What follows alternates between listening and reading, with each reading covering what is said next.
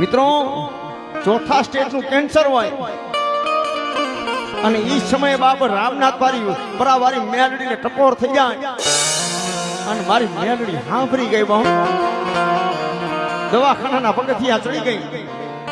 મિત્રો એક દવાની શીશી એનો ભાઈબંધ જે લેવા ગયો હોય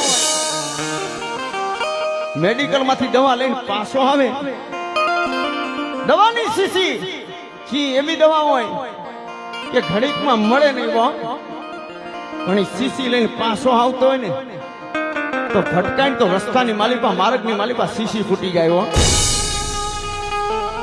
દવાની બોટલ તૂટી જાય. પણ મારી મેલડી બાપ રામનાથ ભરાવાળી મેલડી બાપ દવાખાનાના પગથિયા ચડી ગઈ બહુ. એક દીકરીનું રૂપ લીધું મારી મેલડીઓ, સત્ય ઘટના છે. દીકરીનું રૂપ લીધું મારી સંસાન વાળી રામનાથ ભરાવાળી મેલડીએ 12 વર્ષની હો.